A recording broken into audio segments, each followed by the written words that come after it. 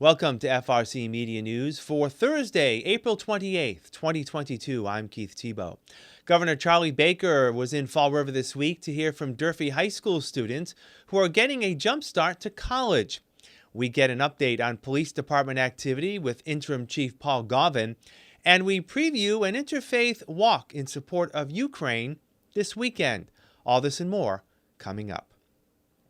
Massachusetts Governor Charlie Baker visited Durfee High School Monday to hear directly from students about their experience with taking college courses while still in high school. Durfee is one of only 50 high schools across the Commonwealth to take part in the early college program, where high school students can earn college credit by simultaneously taking courses at Bristol Community College and Bridgewater State University. Durfee senior Carlos Marcano says he decided to join the program to get a jump to his college career. He says when he graduates from Durfee, he'll have amassed a full semester of credits as he heads to Bridgewater State University. Junior year, I didn't even want to join the program. I wanted to take AP classes, but then Mrs. Borg mentioned to me the perks of the college program, how it was free, how it was more of a, what I like to say, a long-term commitment rather than something short-term. So with long-term commitments come long-term benefits. It's been a great experience. I'm thankful for it. I think if you have the opportunity, that you should definitely do it. For example, just honestly, the standout reason is that it's free, but I like to say the reason why I'm happy I joined is because of the relationships I was able to form with the staff in the school, Miss Santoro, Mrs. Borg, my peers, you know what I'm saying? Other classmates I would never even talk to if it wasn't for this program. I'm glad I was able to meet these kind of people, same interests as me, and yeah, just thankful for the opportunity overall. Governor Baker says the early college program is a success, and he plans to invest more money into it to entice other high schools to offer the benefits to their students. It's possible for a lot of folks, by the time they're done with high school, to already have 2 years worth of credits, and they already have a relationship with a bunch of schools that know they can do the work, and many of them as a result end up getting scholarships because it's 2 years to go and they've already proven they can do the work. And there's tremendous benefit in that. The other thing it does is it gives you a chance, as you point out, and as you point out, to tackle some of the stuff you would need to tackle that would end up being your first year college courses without the kind of support you can get from this, and the change in the sort of the impact of doing that for the first time by yourself is one of the things that makes it hard for kids to make it through that first year. So being able to get what I would describe as sort of the first year under your belt in an environment that's familiar to you is another benefit to this program. I mean, there's financial benefits, there's educational benefits, and there's definitely sort of social development benefits. You put them all together, and the chances of graduating from college dramatically go up. And that's another reason why this is a really important program. Fall River's Director of Community Maintenance, John Perry, has been placed on 2 weeks paid leave while the city conducts an investigation. Perry has worked for the city for over 20 years and was installed as DCM Director in 2018. Mayor Paul Coogan says it's important for the process to play out.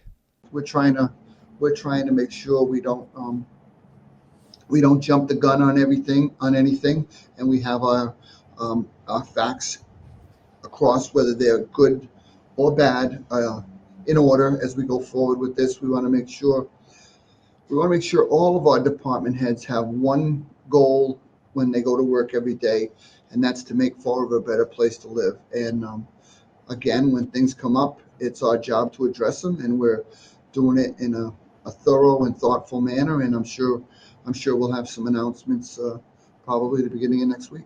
We had the opportunity this week to speak with the interim chief of police in Fall River, Paul Gauvin. Gauvin replaced Jeffrey Cardoza in December after the city announced Cardoza's leave for medical reasons and his retirement in March. Gauvin has been a member of the FRPD for over 25 years and says a contract to install him as permanent chief is near completion. Gauvin comes into the job as the department continues to face public challenges and scrutiny.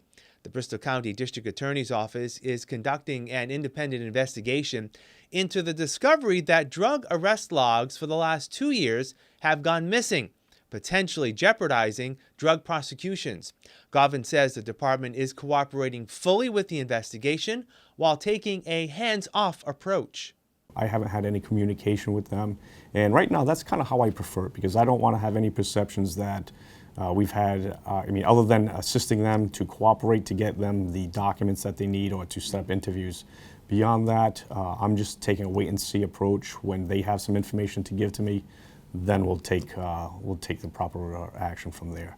But at this point, it's different because my whole career here, being a police officer or being in the leadership, you tend to want to control things, or you want to have your hand in the direction of these things. But I think this is one of those items where it's best left to someone else to do, and I want to make sure that there's no perceptions that we're handling this investigation at all. We're just going to let them do their investigation, and then we'll take the appropriate response and react when we have that information. Gauvin says the department is moving ahead toward instituting the use of body cameras to take advantage of a $200,000 grant the department received to help defray the costs of that program. In order to be eligible for the money, we have to have both union contracts signed, and we have to have a policy in place by June 23rd. I know right now that the superior officers are, I believe they have an agreement in place. It hasn't been ratified, so we're still waiting for that, but that could be any day. And I know that currently patrol union is in negotiation. The third piece is the policy. We just had what I'm thinking is probably going to be one of our last meetings on the policy, because it has to be bargained. But we're near completion. I expect that even though it's still June 23rd, it's only a month or two away. I think we're right on track with making this happen. The recently released Police Department annual report shows that all crime across Fall River rose by just over 1% in 2021, with violent crimes rising over 20%. Gauvin says a one-year snapshot of crime does not tell the entire story. I try not to look at any individual year in and of itself. I try to look at, we have a 5-year look back at these numbers. And if you look at all these numbers, this current year, 2020 was the last year that we just, 2021, I'm sorry, was the last year that we filled. And it really isn't an uptick over the 5-year process. And I think that's when you have to start looking at trends, is where are we in the look of 5-year trend. And last year really wasn't, it wasn't the lowest, it wasn't the highest. I still think for most crime, 2017 right now for the last 5 years was our highest. And it looks like we're on a downslide for some of that crime. Gauvin says the department has made a concerted effort to take illegal firearms off the street, and it continues to work with local agencies and help combat drug overdoses. He remains committed to carrying on a commitment by prior chiefs to expand community policing, encouraging patrol officers to become active participants in neighborhood activity. Ensuring the department has a full complement of officers remains a challenge as more officers retire, and bad police behavior continues to be the focus of media coverage. We're looking to hire another 20. And in that process, we called for 100 names for prospective police officers. So you have to keep in mind that these 100 people, people who spent $125 to take a test, they spent an afternoon taking that test, and we've notified them to say, hey, there's a potential job here. Are you willing to accept and go through the process? Mm-hmm. In calling 100 people, we only got 50 people to come into the station to sign that they'd be willing to go through the process. So right off the bat, we're losing 50%. So that's concerning to me. That now, that doesn't mean that they just don't want to be police officers. That could be people who found other jobs, found other industry. But usually for the most part, we'd still be able to call another 100 easily. So our list of maybe 100 to 200 is really lacking compared to 25 years ago, where you had 700 to 800 people on that list. In gaining the trust of the community, Gauvin says no police department is perfect, but remaining transparent and responsible continues to be the priority of the department. The only thing that we can do is react appropriately. In some of these cases, it's not so much that things have happened to me that really, it concerns me, but more so, how does this agency react to whether it be policy problems or criminality? And to me, I think going forward, I would hope that the public whose trust that I'm looking to earn, it's that middle group. It's the middle group who can be reasonable to say, we don't like this, but we like this. And I think that's the group for me, that's the population that I'm looking to reach to say, okay, I'm aware of this problem and I'm aware of that problem. Here's how we're going to handle that. And I think for me, that's how I'd like to be judged with. It's not, I didn't create some of these problems. Some of these problems are here, but I can't turn back the hands of time. But how can I deal with what's on my plate right now? Chief Gauvin is also working with the administration and City Council on the development of an ordinance to deal with nuisance ATVs and off-road motorbikes on city streets. Mayor Paul Coogan says a draft of the proposed ordinance will come before the City Council very soon.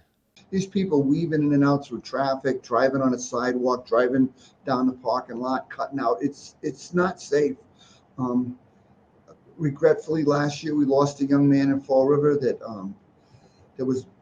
was killed on a motorcycle. We don't want that. We just don't want it. We want people to know that right out in the Freetown State Forest is a tremendous outdoor trail system where people can go and ride their bikes in a safe environment where they're supposed to be riding dirt bikes and ATVs, but not down Plymouth Avenue or on Broadway. It's just not safe. People have to understand it, and we're going to try to get a little stricter with it and to enforce the laws. Some already exist, and some will be new when we get done with the ordinance. So it's coming very quickly. The Fall River Public School Department has an opportunity to make a lasting impact on the educational landscape of Fall River, thanks to an infusion of funds from the state and federal government.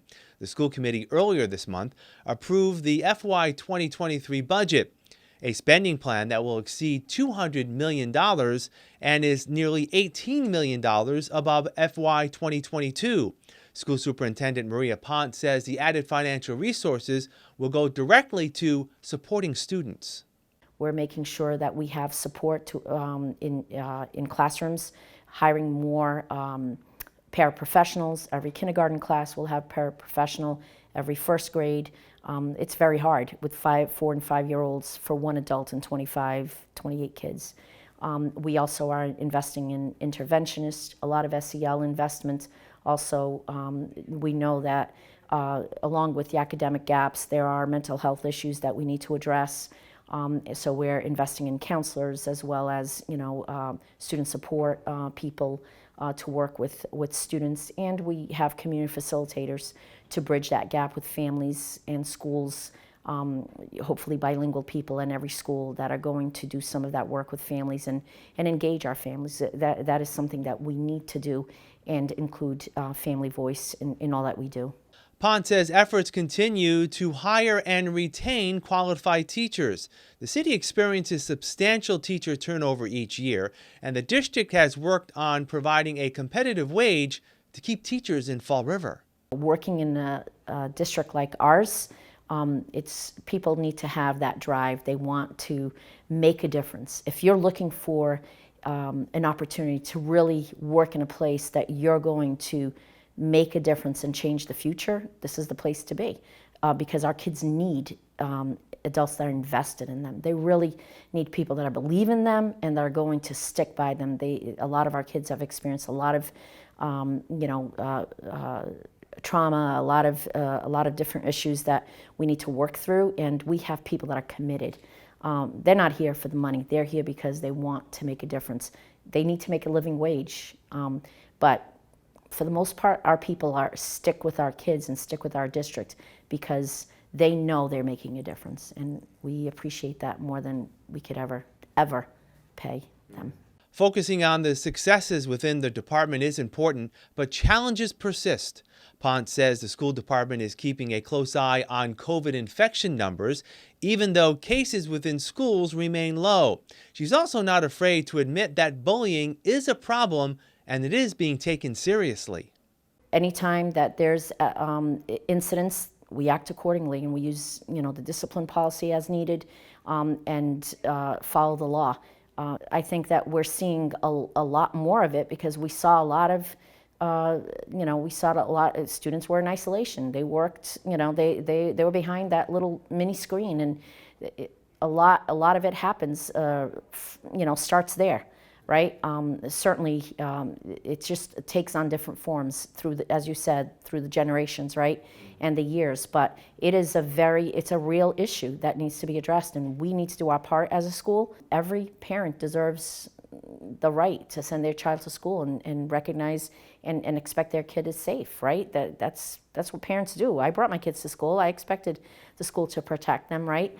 We need to do our part in that. We can't do that alone. We need parents to help us because they need to also support us and with their children, and we need the community. We need to figure out how to work together. It's definitely something that is not dealt with just at the school or just at home or just in the community. Everybody needs to work together with it. Time now for a COVID-19 update. The city continues to see a slight increase in COVID infections week over week. Here are the latest numbers as of last Thursday, April 21st. 80 new cases of the virus were reported last week, up from 72 the week prior. Over 29,700 cases of COVID have been recorded in Fall River since March of 2020. Vaccination rates remain flat, 70% of all city residents having received at least one dose of the vaccine, and 62% fully vaccinated. Only 27% of all city residents have received the COVID vaccine booster. You can find out more on where to get vaccinated in Fall River by visiting frvax.com or by calling 833-8VAX-NOW, 833-882-9669. The state also still has its webpage up at vaxfinder.mass.gov. You can also dial 211. The city of Fall River held its first 2 cleanups of the season last week, downtown and in the South End near Chew Park. Mayor Paul Coogan says there are more cleanups planned. We have the big citywide cleanup will be June 25th. Arbor Day is this weekend at North Park, so we'll be up there from, I think it's 10 to 1. It's going to be something. We'll clean the park. We'll have some events for kids. We'd love to have people come out and join us. But after that, they really start to ramp up. We're going to be going on May 7th to 28th, July. There's a number of what they call the Unified Cleanup Series, which Emily from the YMCA organizes. There's like 5 or 6 of those. So we're going to try to clean some things up. We'll be back with more FRC Media News right after this. Here are some job descriptions and latest hot jobs list from the Mass Hire Fall River Career Center. Permit Coordinator. Venture Solar seeks a full-time permit coordinator to oversee all activity that relates to permit package submittals and approvals for residential construction projects in the Fall River area. Job number 166-73136. Teacher Assistant. River to Recovery, located at 1507 Pleasant Street, is looking for a full-time teacher assistant to provide individual and small group instruction to meet the individual needs of students under the supervision of the teacher. Job number 166-50882. Account Manager. Republic Services, located at 1080 Airport Road, is seeking a full-time account manager responsible for proactively maintaining and retaining relationships with existing customers for permanent commercial and industrial waste services in an assigned territory. Job number 166-69814. Sales Associate. Old Navy, located at South Coast Marketplace, 520 William S. Canning Boulevard, is looking for a full-time sales associate. For more information, call 508-617-4032. South Coast Health System, located at 363 Highland Avenue, has an immediate need for the following full and part-time positions. Medical Technologist, job number 166-75445. Practice Manager, job number 166-75391. For more information about these or other positions, visit Mass Hire JobQuest at jobquest.dcs.eol.mass.gov or call the Mass Hire Fall River Career Center at 508-730-3000. 5000. Welcome back. It's now been a little over 2 months since Russia began its assault on Ukraine. In Fall River last week, 4th District Congressman Jake Auchincloss, who represents the city, says the United States needs to remain committed to providing any and all support necessary in helping Ukraine fight back. There's only one option here for NATO, the United States, and the free world, and that's Ukrainian victory. That needs to be the sole policy objective, and to that end, we should continue to send whatever offensive and defensive weapons the Ukrainians need. Artillery, fighter craft, drones, personal protective equipment, ammunition, all of it. The administration has done a good job in providing Ukrainians what they can immediately use, and the question to me is not the immediate quantity, because we are sending them billions of dollars worth of materiel. It is the duration of support. What is critical for me is that we are there for the Ukrainians now, we are there for them a month from now as they wage this war, and that we are there for them when they win, and they must win as they rebuild the economy. It's a question of persistent, guaranteed support for their cause. United Interfaith Action of Southeastern Massachusetts is organizing a citywide walk in Fall River on Sunday in support of those in Ukraine. Father Rob Nemkovich, pastor of Blessed Trinity Parish on Plymouth Avenue, says the walk will begin at his church and end at St. John the Baptist Ukrainian Catholic Church on Center Street. We're more than glad to start the walk and have a short program there at 4 o'clock this coming Sunday. And our mayor is going to issue a proclamation for the day. State senator is going to speak about some appropriations to help Ukrainian refugees when they get here, and then a walk to support them. And we're going to hear from some people that have helped out in Poland, supporting the Ukrainian people, and then from some of the Ukrainian people themselves over at St. John. So we're going to try to bring it and show some support and solidarity with the people, and hopefully that'll move people to act in their own way to help out the Ukrainian people in whatever way they choose to. But to walk to bring attention to help them in this great time of their need.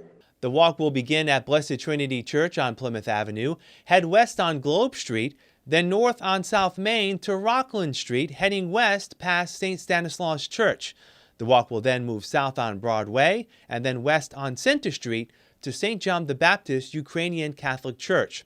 Father Nemkovich says the Walk for Ukraine is an outward gesture, but providing financial assistance is what is needed most. At our parish, what we've done is we've sponsored a sister parish, sister church in Poland that's been doing amazing work, taking supplies to the Ukrainian border and then bringing refugees back and settling them in that community for a short term. And we've sent almost $10,000 over to them directly from our parish. And we're encouraging, there's a bunch of different organizations that are helping out. So we're encouraging people wherever they can or wherever agency they feel comfortable with to go right ahead and show some support, to show the support by walking, but also financially, to help out the people if they're able to do so. We'll come back and wrap up this edition of FRC Media News right after this. Welcome to Hot Dogs and Cool Cats. This is Tybalt. He is a 2.5-year-old domestic short-haired tabby. He is very outgoing. He actually rather be independent. He's not a very cuddly cat. He likes being by himself and being very content with himself. He is playful sometimes. He is very good with people and meeting new people. He can be very sassy. His ideal home would have older children just because of his sassiness. If you are interested in Tybalt, you can go to our website foreverpaws.com and fill out an application, or you can come by the shelter, Forever Paws Animal Shelter, at 300 Linwood Street in Fall River, and you can come and meet him. Today we have Lucky. Lucky is a very large boxer, brindle color. He is a boy. He hasn't been neutered yet, but he will, of course, before he goes home. He's only a year and 2 months, so he's still very puppyish kind of behavior. Still, as you can see, jumps up a lot. He is a boxer. They are kind of known for doing that. But he's a good, very good boy in all of his temperament tests and whatnot. Very playful with all the toys. Very good with, he wasn't possessive of food, not possessive of treats, anything like that. A more active home would probably be the best fit. Like I said, normal home could do fine, but more active home would probably be better. He'd get a lot of that energy out. You'd have a lot more time, to work with him, training, etc. We are hoping that at first he can be an only dog in the home dog. As it stands right now, because he needs all that training and whatnot, we really just need whoever adopts him to focus on him. If you'd like to come and meet Lucky, you can come down to 300 Linwood Street in Fall River, Massachusetts. That's all for this edition of FRC Media News. Please check out our website at frmedia.org for all the latest news and information. FRC Media News airs Thursdays at 6 p.m. and Fridays at 5:30 p.m. For all of us here at FRC Media News, I'm Keith Tebow. Have a great weekend, and we'll talk to you next Thursday.